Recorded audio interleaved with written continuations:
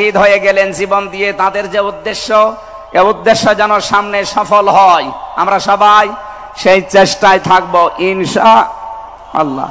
সতর্ক করছি এ কারণে, 1628 জন মানুষ দায়িত্বে ছিলেন বাংলাদেশে, ডাইরেক্ট ইনডাইরেক্ট মিলে। এরা আমরা যতদূর দেখতে পেয়েছি, আমার জেল জীবনের 3টা বছর ফাঁসির কন্ডেম সেলের ভেতরে আমি দেখেছি বাস্তবতা।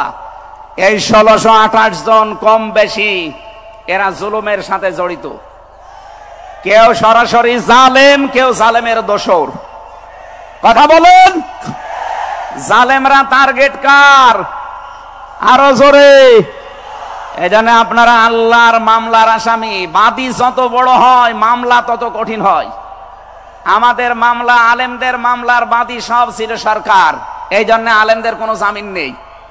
আমার মামলা 30 বারের উপরে উঠেছে, সিএমএম কোর্ট, জজ কোর্ট, হাইকোর্ট মিলে। জামিন হবে না, কারণ আমার নামের আগে আলেম আছে। আমার নামের আগে যদি লয়দির কি গোয়া থাকতো, আমি 3 বছর না 3 দিনও আমার জেলে থাকা লাগতো না। আমাকে ধরার পরে তারা অফার দিয়েছিল, যা যা বলতে বলি এইগুলো শুধু বলবেন, কালকে আপনাকে আমরা ছেড়ে দেব না। এত মিথ্যা কথা বলা আমার দ্বারা সম্ভব না। বলে তাহলে যান। এই যে দিয়ে দিল, ন্যায় বিচার কায়েম হচ্ছে দেশে, এই কথা তারা মানুষকে শোনাতো। পুরাটাই চলেছে 15.5 বছরে, পুরা অবিচার আর অন্যায়। এই জন্য যারা আল্লাহর মামলার আসামি, আপনি ভাবতে পারেন বিষয়টা কত কত বড় বিষয়। আল্লাহ নিজে মামলার বাদী, নিজে বিচারপতি, নিজে রায় দেবেন। এই জন্য জালেমদের একুলো শেষ, অকুলো শেষ। মানুষ হিসাবে আমরা মানুষকে সামনে সম্মান দিয়ে চলবো ইনশাআল্লাহ। দরুদ আর সালাম পড়ছি আমাদের নবী, মানবতার মহান শিক্ষক মুহাম্মদুর রাসূলুল্লাহ সাল্লাল্লাহু আলাইহি ওয়াসাল্লামের প্রতি। বিশ্ব নবীকে আল্লাহ পড়া কোরআন শরীফে, এই যে কোরআনের যে আয়াত পড়লাম আমরা, সূরা বাকারার 208 নম্বর আয়াত আমরা তেলাওয়াত করেছি। এ কোরআনে কারিম পড়তে হলে প্রতিটি অক্ষর, 29টা অক্ষর আমরা আছে জানি আরবি, প্রতিটি অক্ষর দিয়ে নবীজিকে আল্লাহ ডাক দিয়েছেন একটা সুন্দর এবং উত্তম নাম নিয়ে। বিশ্ব নবীকে আল্লাহ আলিফ দিয়ে জানিয়েছেন আহমদ, তিনি প্রশংসিত। বা দিয়ে আল্লাহ জানিয়েছেন আমার নবী বাশির, তিনি সুসংবাদদাতা। তা দিয়ে আল্লাহ জানিয়েছেন আমার নবী মুত্তাকি, তিনি পরহেজগার। সা দিয়ে আল্লাহ পাক জানিয়েছেন আমার নবী মুদ্দাসসির, তিনি কম্বলওয়ালা। জিম দিয়ে আল্লাহ জানিয়েছেন আমার নবী জামিল, সুন্দর। হা দিয়ে আল্লাহ জানিয়েছেন আমার নবী হামিম, অন্তরঙ্গ বন্ধু। খ দিয়ে আল্লাহ জানিয়েছেন আমার নবী খাতামান নাবিয়্যিন, শেষ নবী। এভাবে বলতে বলতে সর্বশেষ অক্ষরে যে দেখবেন ইয়া, আল্লাহ জানিয়েছেন ইয়াসিন। বলেন আল্লাহু আকবার। তাফসিরে কাবীর আল্লামা ফখরুদ্দিন রাজি রহমতুল্লাহ আলাইহি এই সিন শব্দের তিনি 5টা ব্যাখ্যা দিয়েছেন। তিনি লিখেছেন সিন মানে সাজ্জিদুল আলামিন, সিন মানে সাজ্জিদুল বাশার, সিন মানে সাজ্জিদুল কাউনাইন, সিন মানে সাজ্জিদুল আম্বিয়া, সিন মানে সাজ্জিদুল মুরসালিন। এক একটা শব্দের ভেতরে হাজার হাজার কথা তিনি দিয়েছেন। আমি একটা বলছি, সিন মানে সাজ্জিদুল আলামিন। শুধু আলম না, আলামিন বহুবচন। এই পৃথিবীতে 257টা রাষ্ট্র আছে। যত জগৎ আল্লাহ বানিয়েছেন, আপনি যে জগতেই বাস করেন না কেন, মুহাম্মদ রাসূলুল্লাহকে আপনাকে নেতা মানা লাগবে, আদর্শ মানা লাগবে। কারণ আল্লাহর ঘোষণা দেওয়া নেতা একজন। আল্লাহ পৃথিবীর অন্য কাউকে হে নেতা এ শব্দ বলেননি। শুধু আমাদের নবী, আপনার নবী মুহাম্মদ রাসূলুল্লাহকে জানিয়েছেন ইয়াসিন, হে নেতা। আয়াতের তাফসিরে আমি আরেকটা আয়াত পেয়েছি, সূরা হুদ 12 নম্বর পারা 12 নম্বর পৃষ্ঠার 1ম নম্বর লাইনের 98 নম্বর আয়াত। এটা তাফসিরে ফি জিলালিল কোরআনে পাবেন। আমি সামারাইজ করে বলছি, যদিও ফেরাউন সম্পর্কে এটা নাযিল হয়েছে। সাইয়্যিদ কুতুব রহমাতুল্লাহ আলাইহি তাফসীর করতে গিয়ে তিনি লিখেছেন, যেই নেতা জাহান্নামে যাবে কিয়ামতে, ওই দলের নেতার যত অনুসারী আছে যত মানুষ তাকে অনুসরণ করত সব অনুসারীরা তার সাথে জাহান্নামে যাবে। এটা বাংলাদেশের সাথে খুব দরকার, এজন্য আমি সতর্ক করলাম। আপনার বিবেকের কাছে প্রশ্ন করে এটা নেতা নির্বাচন করবেন, এটা দুনিয়ার বিষয় হলে আমি বলতাম না, এটা আখিরাতের সাথে রিলেটেড। যার নেতা ঠিক নেই ওই নেতা যদি জাহান্নামে যায়, ইয়াকদুমু কওমাহু ইয়াওমাল কিয়ামাতি ফাআওরাদাহুমুন নার ওয়া বিসাল বিরদুল মাওরুদ। জোরে বলেন আল্লাহু আকবার। সিলেটবাসী, সারা বাংলাদেশ এখন আমার সামনে, এই যে দেখতে পাচ্ছেন না, সারা বাংলাদেশে ছড়াইয়া যাচ্ছে। যাদের নেতা ঠিক নেই, আদর্শ ঠিক নেই, এক্ষুনি আপনি তওবা করে ঠিক করবেন। সত্যি বলছি, যাদের নেতা ঠিক নেই ওই নেতা যদি জাহান্নামে যায়, আল্লাহর কসম আপনাকে ওর সাথে জাহান্নামে যাওয়া লাগবে।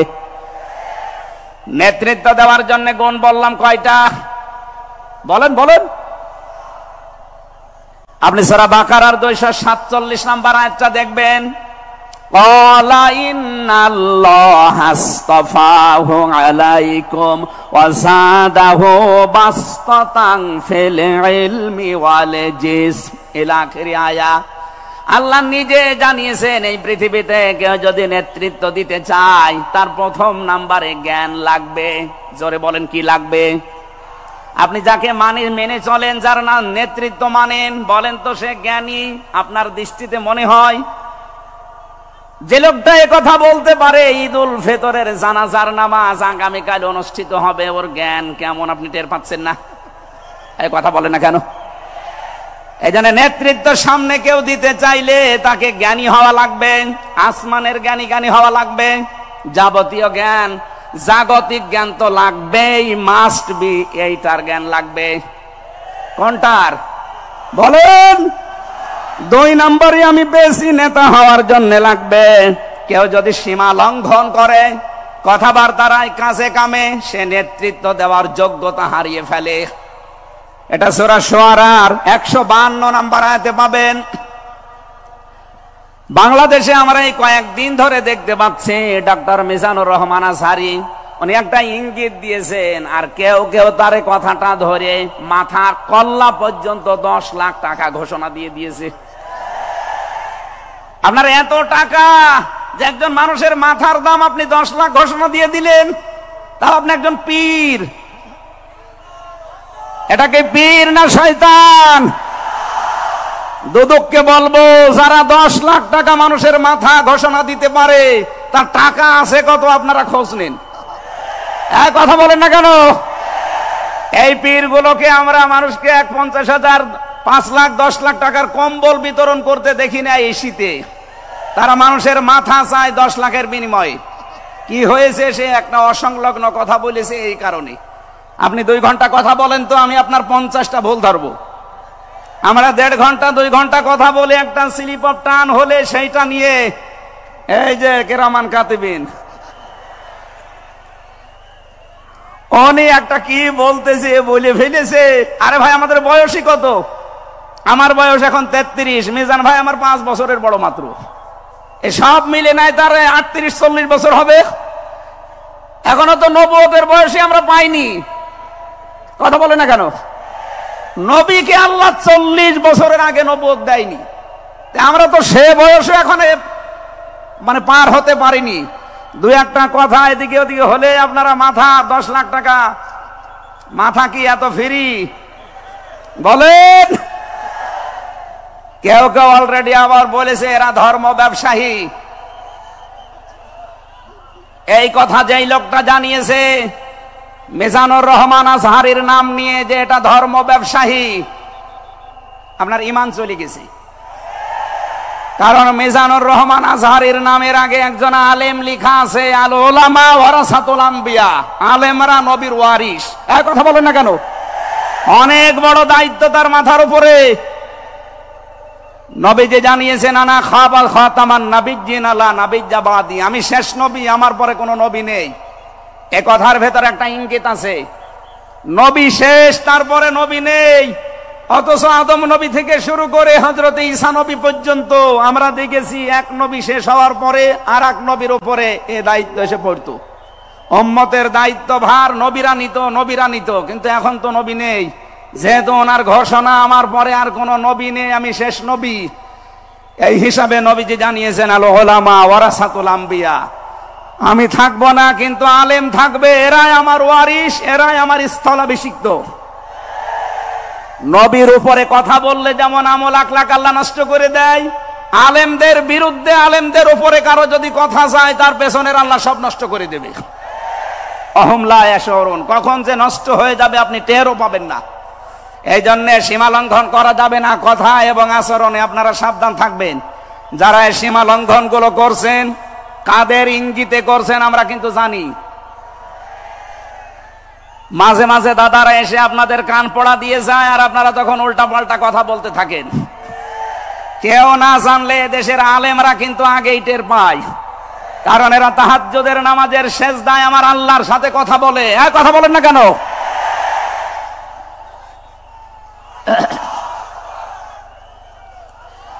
ঠিক আছে, এই জন্য যারাই যা কথা বলবে না কেন, কারো কান পড়ায় কান দিয়ে সীমা লঙ্ঘন করবেন না। আমি আশা করি কি বোঝাতে চাই আপনি বুঝেছেন। নেতৃত্ব দিতে হলে সীমার ভেতরে থাকবেন। 3 নম্বরে আমি পেয়েছি সূরা কাহফের 28 নম্বর আয়াতে যে গাফেল হওয়া যাবে না যারা নেতা হবে। অথচ এই দেশে আমরা দেখি এই 54-53 বছরে যারা নেতৃত্ব দিয়েছে অধিকাংশ গুলোই গাফেল। আল্লাহর এই কোরআন সম্পর্কে তারা গাফেল, মানবতার সম্পর্কে তারা গাফেল ছিল। 4 নাম্বারটাই বেশি সূরা নিসা, এইটা আমার মনে হয় না বলাই ভালো। না, এইটা বললে সমস্যা আছে। আমি শুধু আয়াত বলে দিচ্ছি, বাড়ি যে মিলান আমি বাংলাও বলবো না। সূরা নিসা 5 নাম্বার পারার 2 নাম্বার পৃষ্ঠার 11 নাম্বার লাইনের 34 নাম্বার আয়াত। আল্লাহ রাব্বুল আলামিন, বাংলা বলবো, আর রিজালু কাওয়ামুনা আলান নিসা, নেতা হবে পুরুষ, মহিলা নেতা হতে পারবে না। এটা একটু আস্তে বলেন, আমার ভয় করে। এই জন্য আমরা সামনে যারা নেতা হবে তারা যেন পুরুষ হয়। কথা বলেন ঠিক কিনা?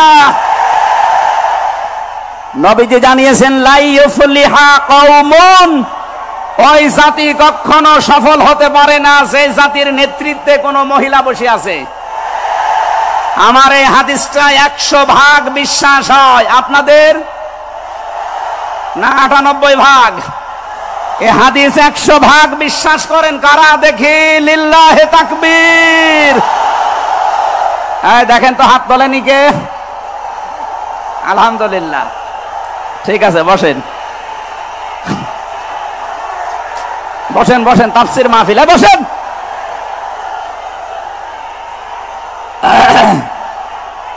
এটা যদি আমরা মেনে নিতে না পারি, এই 54 বছরে আমরা যেখানে ছিলাম আরো পেছিয়ে যাওয়া লাগবে।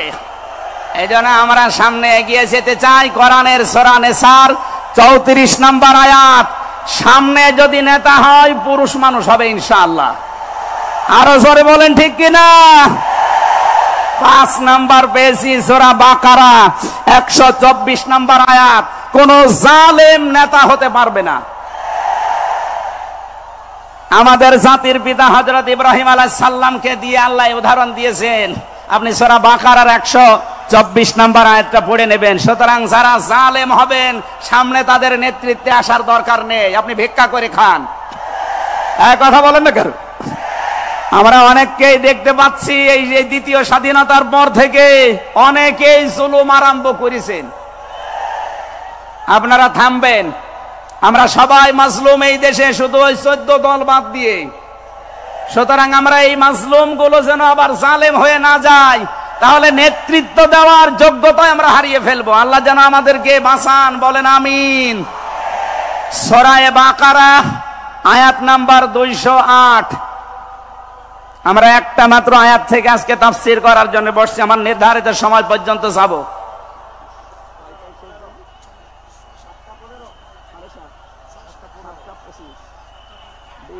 ঠিক আছে, জবান খুলে দিয়ে আগে পড়ে না, আউযু বিল্লাহি মিনাশ শাইতানির রাজিম, বিসমিল্লাহির রহমানির রহিম, ইয়া আইয়ুহাল্লাযীনা আমানু দুখুলু ফিস সিলমি কাফা। এ পর্যন্ত থাক, যেহেতু ডক্টর মিজানুর রহমান আজহারি আর 20-25 মিনিট পরে চলে আসবে, এই জন্য আমরা এ পর্যন্ত থাক। 3 ভাগের 1 ভাগ আমরা পড়লাম। সূরা বাকারা, আল্লাহ তাআলা ডাক দিয়েছেন ইমানদারকে। কাকে বলেন তো? আমরা ইমানদার না বেঈমান? ঈমান আনার আগে একটা কাজ করা লাগে। আল্লাহর ঘোষণা, ফামাই ইয়াকফুর বিত-তাগুত ওয়া ইউমিন বিল্লাহ। কেউ যদি ঈমান আনতে চায় তার প্রথম কাজ হবে সে যেন তাগুত ছেড়ে দেয়। এদিকে কি মানুষের চাপে, মানুষের চাপে এগুলো হচ্ছে নাকি? আপনারা একটু ধৈর্য ধরেন। আসলে এনাদের তো আর জায়গা নেই, আর কোথায় পাবে জায়গা? এখানে শুনলাম আসার আগে 8 থেকে 10 লাখ মানুষের ওনারা ব্যবস্থা করেছে। এরপরও বাইরে যে অবস্থা দেখলাম, কমপক্ষে 15 থেকে 16 লাখ মানুষ আজকে এই সিলেটের ময়দানে এসেছে কোরআন শোনার জন্য। আলহামদুলিল্লাহ। সম্মানিত ভাইরা, আমরা যেটা বলতে চাচ্ছি, ঈমান আনার আগে আল্লাহর নির্দেশ যে তাগুত ছেড়ে দাও, তাহলে ফাকাদ ইসতামসাকা বিল উরওয়াতিল ওয়াসকা, এমন একটা মজবুত রশি ধারণ করতে পারবা, লাং ফিসামা লাহা, যা ছিঁড়ে যাবে না। এ বাংলাদেশ সহ বিশ্বে আমরা যারা ঈমানের দাবি করি, অনেকে তাগুত ছেড়ে না দিয়ে ঈমান এনেছি। এজন্য বিপদ আসলে ঈমান আর টেকে না। পক্ষান্তরে যারা তাগুত ছেড়ে দিয়ে ঈমানের দাবি করতে পেরেছে, এই মানুষগুলোর ঈমানের যত পরীক্ষা হয় তাদের ঈমান তত মজবুত হয়। শহীদ আল্লামা দেলাওয়ার হোসেন সাঈদী তার 1 নম্বরে প্রমাণ। কথা বলেন না কেন? 13টা বছর জীবনে একটা ঘরে কাটিয়েছে, তারপরও তিনি মাথা নত করেন নাই। কারণ তাগুত ছেড়ে দিয়ে ঈমান এনেছিলেন। তাগুত ছেড়ে না দিয়ে যদি ঈমান আনতেন তিনি টিকে থাকতে পারতেন না। আমি বহু মানুষ জেলে দেখেছি, বহু আলেমকে দেখেছি, তারা টিকে থাকতে পারে না, আল্লাহকে পর্যন্ত দোষারোপ করে। ডক্টর শফিকুল ইসলাম মাসুদ দেলাওয়ার হোসেন শিবিরের সাবেক সভাপতি, নাম নিয়ে বলছি এই কারণে, এই মানুষগুলো ঈমান এনেছিল তাগুত ছেড়ে দিয়ে। দেলাওয়ার ভাইকে তার গরম করে লজ্জাস্থানে ঢুকিয়েছে, পুরুষাঙ্গ নষ্ট করে দিয়েছে। 57 দিন লোকটা রিমান্ডে ছিল, তারপরও টলাতে পারে না জালেমরা। কিন্তু যারা ঈমান এনেছে তাগুতের সাথে মিল মহাব্বত রেখে, আপনি তাকান, আগস্টের 5 তারিখের পরে তারা অনেকেই বেঈমান হয়ে গেছে। জাতীয় মসজিদের সাবেক ইমাম, কথা বলে না কেন? 5 তারিখের পরে পালিয়েছে, পৃথিবীর ইতিহাস পাল্টিয়ে দিয়েছে।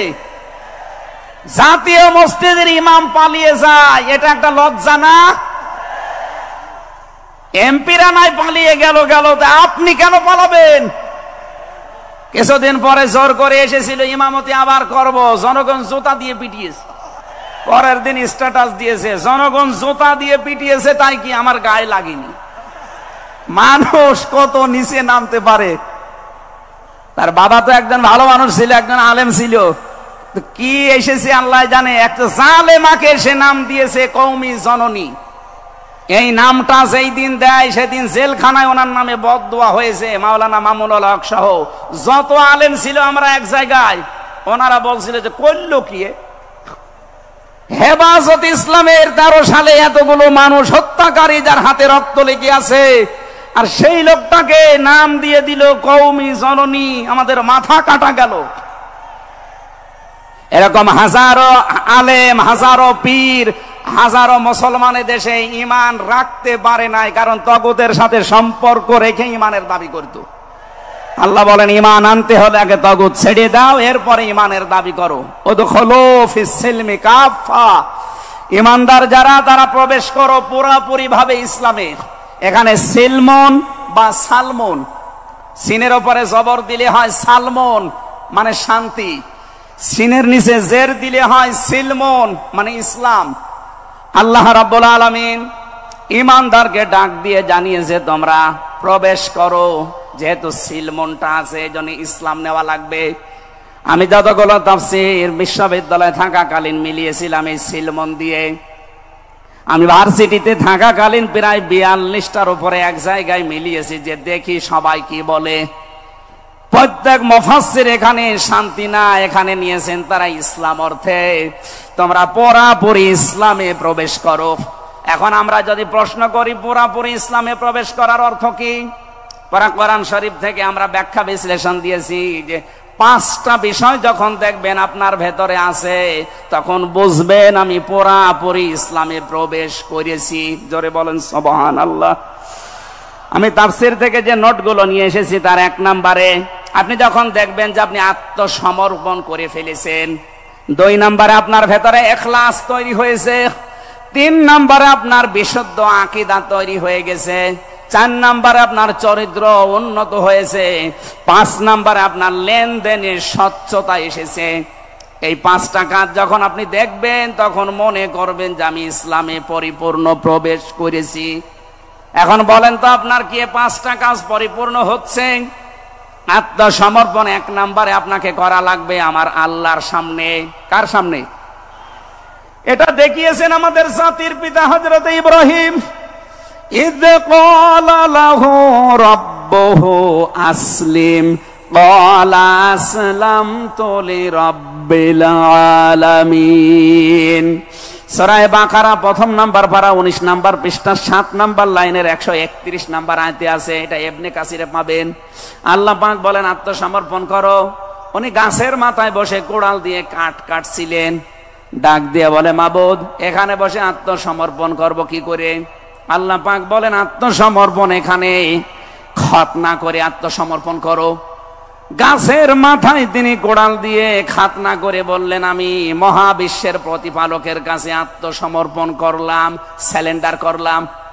এতটুকু তিনি শেষ করেননি, তিনি ডাক দিয়েছিলেন ইন্তেকালের আগে তার সন্তানদেরকে, ওয়াসাসা বিহা ইব্রাহিম বানিহি ওয়া ইয়াকুব ইয়া বানিয়া ইন্নাল্লাহা আস্তাফা লাকুমুদ্দিন ফালা তামুতুন্না ইল্লা ওয়া আনতুম মুসলিমুন।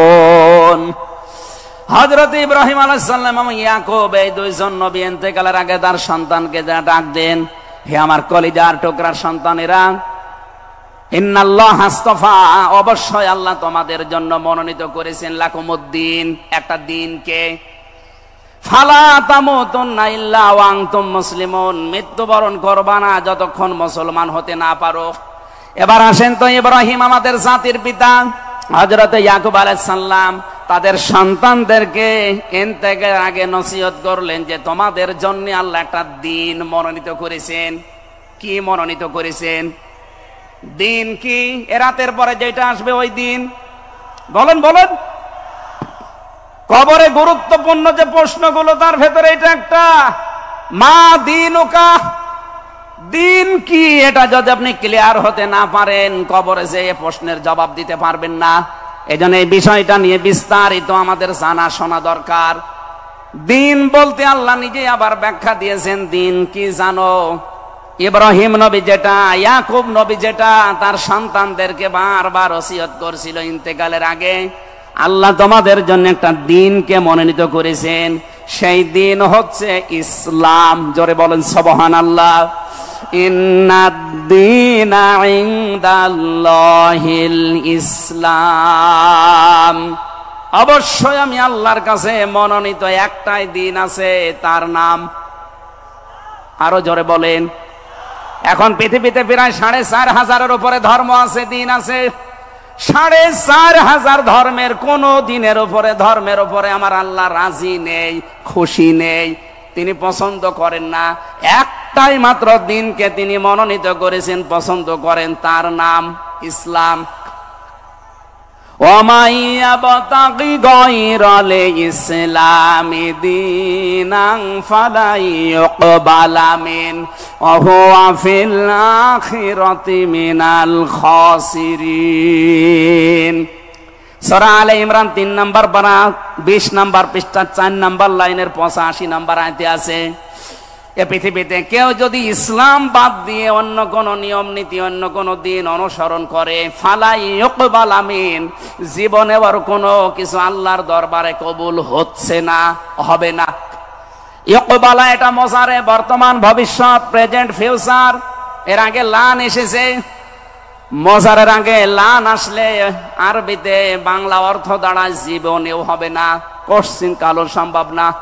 আল্লাহ যদি গ্যারান্টি দিয়ে বলে ইসলাম বাদে অন্য কোন নিয়ম নীতি দিয়ে অন্য কোন ধর্ম পালন করলে আমি আল্লাহ রাজি হব না, কেউ রাজি করাতে পারবে? এতটুকু আল্লাহ শেষ করেননি, পরেরটা আরো কঠিন। অহুয়া ফিল আখিরাতি মিনাল খাসিরিন। আল্লাহ পাক বলেন ওই লোকটা সবচাইতে বড় ক্ষতিগ্রস্ত হবে আখিরাতে। বলেন নাউজুবিল্লাহ। সিলেটবাসী আমাদের জীবন এদিকে ওদিকে করে হয়তো কেটে যাবে, কিন্তু মরণের পর আমরা যদি ক্ষতিগ্রস্ত হয়ে যাই, এই আসল জীবনে যদি আমাদের নষ্ট হয়ে যায়, তাহলে আমরা এই ভুল পথে থেকে আমাদের জীবনটা নষ্ট করব কোন কারণে? যত নিয়ম নীতি আছে আজকে থেকে সব মাইনাস করবেন, সব বাদ দিয়ে দেবেন। ইসলাম বাদ দিয়ে কোন নিয়ম নীতি দিয়ে আল্লাহকে রাজি করানো যাবে? তাহলে ইসলাম বাদ দিয়ে বিয়ে শাদী হবে? বলেন বলেন। ইসলাম বাদ দিয়ে পরিবার নীতি হবে? ইসলাম বাদ দিয়ে রাজনীতি হবে? এটা হতে পারে। হ্যাঁ, কিছু মানুষ এখন কথায় আরম্ভ করেছে যে উঠলে আপনি রাজনীতির কথা বলেন। আরে ভাই, রাজনীতি যদি কোরআনে না থাকতো আমি ওই আয়াতটাই পড়তাম না। এর ভেতরে নামাজের কথা মাত্র 82 জায়গায় আছে। কয় জায়গায়? বলেন বলেন। রোজা রাখা ফরজ মাত্র 1 জায়গায় আছে। হজ করা ফরজ মাত্র 1 জায়গায় আছে। আর রাজনীতি কোরআন দিয়ে করা লাগবে এটা 903 জায়গায় আছে। সুবহানাল্লাহ বলতে পারেন না? পুরা কোরআন শরীফ আমি যতটুকু পড়েছি আমার এতটুকু আয়ত্ত হয়েছে। নামাজের চাইতে, হজের চাইতে, যাকাতের চাইতে সব চাইতে বেশি আলোচনা দিয়েছেন আল্লাহ রাজনৈতিক বিষয়ে। সেইটা যদি আমি বলতে না পারে যে আমি কি রামায়ণ থেকে গীতা থেকে আপনাদের আলোচনা শোনাবো? এজন্য সাফ কথা, দিন ইসলাম, ইসলাম বাদ দিয়ে অন্য কোন নিয়ম নীতি মানা যাবে না। আমি সেদিন যশোরে এক কলেজের অধ্যাপককে, বিসিএস ক্যাডার উনি, ওনাকে বলেছিলাম আপনাকে জোর করি না স্যার, আপনি শুধু আমার ধর্মীয় গ্রন্থ এই কোরআনে কারিম একটু বুঝে বুঝে পড়েন। 3 মাস সময় দিলাম আপনাকে। 3 মাস পরে, যেহেতু জ্ঞানী মানুষ, 3 মাসের পরে দেখি মুসলমান হয়ে গেছে। এজন্য অন্য ধর্মের যারা আছেন, রেকর্ড হচ্ছে, আপনাদেরকে আমরা জোর করব না। আমাদের ধর্মে জোর নেই, লা ইকরাহা ফিদ্দিন। আমাদের ধর্মে জোর আছে, জবরদস্তি নেই, জোর নেই। এই জন্যই তো 850 বছর এই এলাকা মুসলমানরা শাসন করেছে, একটাও মন্দির ভাঙে নাই। অথচ আমরা আমাদের প্রতিবেশী রাষ্ট্রে দেখতে পাচ্ছি এরা অনেকগুলো মসজিদ অলরেডি ভেঙে দিয়েছে, ধোয়া ধোয়া তুলে। ওরা বলছে 500 বছর আগে এখানে নাকি মন্দির ছিল। বিশ্বের মানুষেরা দেখি মাটির নিচে তেল পায়, গ্যাস পায়, আরে শয়তানরা শুধু মাটির নিচে মন্দির পায়। আপনাদের পূর্বপুরুষেরা আল্লাহর ঘর ভাঙতে এসে কাসফিম মাকুল হয়ে গেছে। আমরা দেখতে পাচ্ছি আগামীতে আল্লাহর ঘর, মসজিদ গুলো ভেঙে দেওয়ার কারণে আল্লাহ নিজে কিন্তু প্রতিশোধ নেবে। কাসফিম মাকুল আপনাদেরও বানিয়ে দেবে ইনশাআল্লাহ। এজন্য প্রতিবেশী হিসাবে সতর্ক করলাম, যদি ভালো লাগে মেনে নিন, ভালো না লাগলে নিজের পায়ে নিজে কোড়াল লাগান। আমার কথার অর্থ বোঝেননি? সুতরাং পৃথিবীতে দিন ইসলাম বাদ দিয়ে কোন ধর্ম, সব মানুষের বানানো তৈরি করা। অন্য ধর্মের মানুষদেরকে আমরা চ্যালেঞ্জ করছি, আহ্বান জানাচ্ছি, আমাদের এইটা পড়েন, লা ইকরাহা ফিদ্দিন লা রাইবা ফি যালিকাল কিতাবু লা রাইবা ফি। কোনো সন্দেহ নেই, সন্দেহের অবকাশ পর্যন্ত নেই। এখানে আসেন, যদি মনটা আপনার ভালো থাকে, টনি বেলারের শালিকা লরেন বুথকে যেভাবে হেদায়েত দিয়েছে আপনাকেও দিতে পারবে ইনশাআল্লাহ। সেই আহ্বান রেখে এখনো যেহেতু 4টা অর্থ ছিল, আপনি যে ইসলামে প্রবেশ করেছেন তার দ্বিতীয় অর্থ আপনি দেখবেন যে আপনার ভেতরে ইখলাস আছে কিনা। আপনি কি লোক দেখানো কাজ করেন না আল্লাহর জন্য করেন, এইটা দেখবেন। 3 নাম্বার আপনার আকীদা শুদ্ধ আছে কিনা। আজ এই দেশের একটা মাসলুম সংগঠনের উপরে একটা তহমত দেওয়া হয় যে এদের আকীদা ঠিক নেই। আপনার আকীদা কত ভালো, আমি নিচে নামলাম না। 4 নাম্বারে উন্নত চরিত্রের অধিকারী হওয়া লাগবে, আর এটা নিতে হবে মুহাম্মদুর রাসূলুল্লাহর কাছ থেকে। 5 নাম্বারে আমাদের লেনদেন স্বচ্ছ হওয়া লাগবে। আপনারা তাফসীর শুনতে এসেছেন, আমরা বিস্তারিত আর বলতে পারলাম না আজকে, কারণ আমার সময় শেষ হয়ে গেছে। আগামীতে কিছুক্ষণ পরে যেহেতু ডক্টর মিজানুর রহমান আজহারি ভাই আসবে, ওনার কাছে আমরা আরো গুরুত্বপূর্ণ কথা শুনবো ইনশাআল্লাহ। আজকের কথাগুলো আল্লাহ আমাদের জীবনে প্র্যাকটিক্যাল লাইফে আমল করার তৌফিক দিন, আমিন। বারাকাল্লাহু লানা ওয়া লাকুম ফিল কোরআনিল আযীম। আসসালামু আলাইকুম ওয়া রাহমাতুল্লাহ। আলহামদুলিল্লাহ, আমরা মহাগ্রন্থ আল কোরআন থেকে অত্যন্ত সুন্দর সুললিত কণ্ঠে তাফসীর শুনছিলাম। বাংলাদেশের অন্যতম বিখ্যাত মুফাসসিরুল কোরআন, আন্তর্জাতিক খ্যাতি সম্পন্ন হযরতুল আল্লাম হযরত মাওলানা মুফতি আমির হামজা সম্মানিত মেহমান আমাদের সময় দিয়েছেন। সিলেটবাসী তথা তাওহীদি জনতার পক্ষ থেকে আন্তরিক অভিনন্দন, মুবারকবাদ, সুস্থতা কামনা করছি। সম্মানিত উপস্থিতি,